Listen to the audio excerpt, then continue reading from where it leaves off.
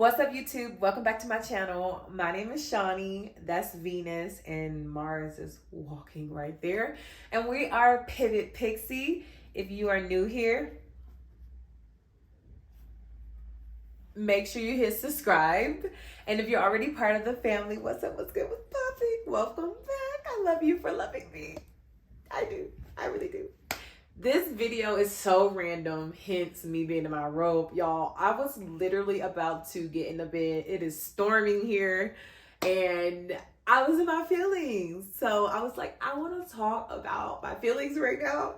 So if this is a little ghetto, so be it. I don't even care right now, okay? So today in this video, we are going to talk about something I really have been feeling lately, and something I also feel like most people who move abroad don't talk about. Oftentimes, if you follow someone who lives abroad, they're showing you all the positive aspects of moving abroad, but they're not getting to the nitty-gritty of all the feelings you're going to encounter once you embark on this journey. Moving abroad is isolating as fuck. Okay?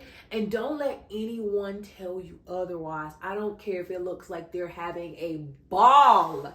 Trust me, they felt it at some point or another. So today, we're going to get into the many levels of feeling isolated while living abroad. So let's just get into it. It takes courage to move abroad. And courage is a privilege. Courage is a privilege because most people are content with their same routine. Most people are stricken by fear in some capacity. Most people do not like change. If you have the courage to leave the comforts of home, everything you know, then this video is definitely for you. Now, I'm sure when you left home, the majority of the percentage behind leaving was because you wanted something different for yourself. You wanted to be challenged. You wanted growth, whether that be emotionally, physically, mentally, or financially. You're going to go through a range of emotions that you may or may not be prepared for. So when I say I sometimes feel isolated as it's because you first experience FOMO, fear of missing out. You see your family, your friends, your close peers, or whoever having these life experience. And most times in this day and age, you're keeping up with people through social media. So you may see your friends go on a vacation together that you're not part of, and now they have memories that they can talk about that you can't contribute to. You see your family have milestones such as graduations or weddings, and maybe you're not there to experience it. Or you just see your hometown evolve in a way and you're like, oh my God. When you go back, it's like shocking. You almost feel like a tourist. I know that happened to me in Atlanta. When I go back to Atlanta, I swear a new neighborhood pops up and I'm like, oh my God, okay, now I need to explore this. You know, it can feel like you're missing out on all the things you care about. But when you make the decision to follow your heart and do what you deem best for your own personal growth, that is a sacrifice you have to come to terms with. You're going to miss stuff. But does that mean it's going to suck any less? Absolutely not. But with time, you will adjust. And you have to remind yourself that I am on this journey. This is my calling. This is my life path. This is what I need right now in this chapter, in this phase of my life. And you have to keep your eye on that, because the moment you begin to second guess yourself, that is the moment you begin to walk in the opposite direction of your purpose and your passion and what you truly want out of life. You have to remember that no one can walk in your shoes. No one can feel your emotions. And so at the end of the day, you have to think about what you desire out of life, okay? So you may miss some things, but you may grow in the process. So please don't ever regret the decisions you make based off of missing out on other people's lives. Let your passion for a better life be greater than your fear of missing out. So now that you're in your new location, you're getting adjusted, and you finally come to terms that you're gonna miss out on some family events. some friends gatherings, and you're okay with it. You're okay. But now you reach this new level of isolation, getting comfortable with saying goodbye. The beautiful thing about living abroad is that it gives you the opportunity to meet some of the dopest people. And oftentimes, those people will have a similar mindset to you. People who are looking to ascend as a human, people who are looking to grow in different areas, people who don't want to stay in their comfort zone. And you're going to form these amazing connections.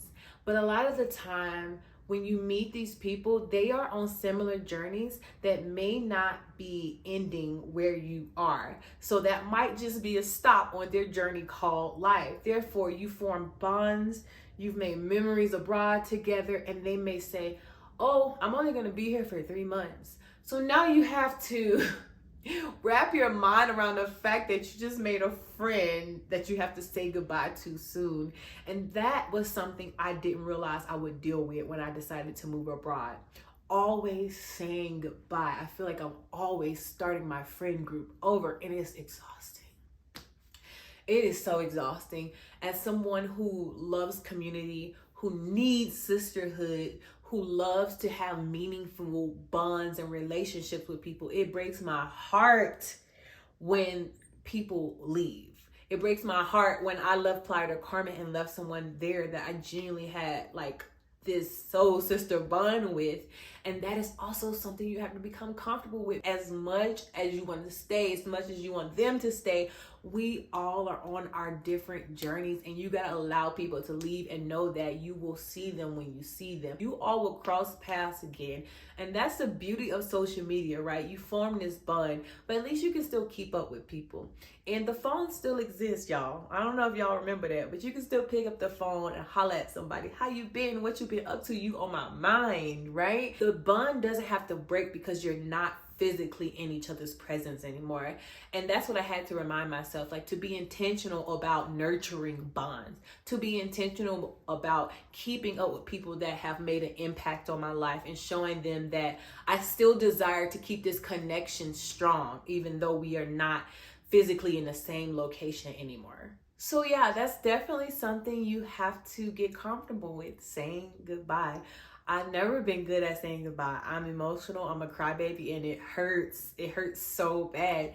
But I've not allowed that to keep me somewhere that I feel like I no longer am gaining anything from. So if my spirit is like, girl, it's time to go, we got what we need to get from this place, I have to listen to my spirit. I have to first honor my own self. So I'm gonna always do that, okay? And finally, you can feel isolated while living abroad when you're experiencing these new things, and now you're challenging and unlearning some things from your past while also taking the new experience and trying to figure out where to integrate it into your life. It can be overwhelming. And if you don't have anyone in your new location that understands your background or that can relate in any remote way, it can feel very isolating. It can feel like, oh man, I'm on this journey by myself. Like I have no one to vent to.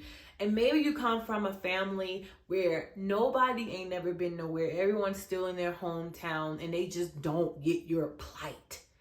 It can just be overwhelming emotionally to feel like you have no outlet that understands what you're going through in this chapter of your life. Should you have no one you can talk to that gets it, if you're spiritual or religious, lean into that. If you have a therapist, talk it out with them so that they can help you professionally sort out your emotions. If you like to meditate more.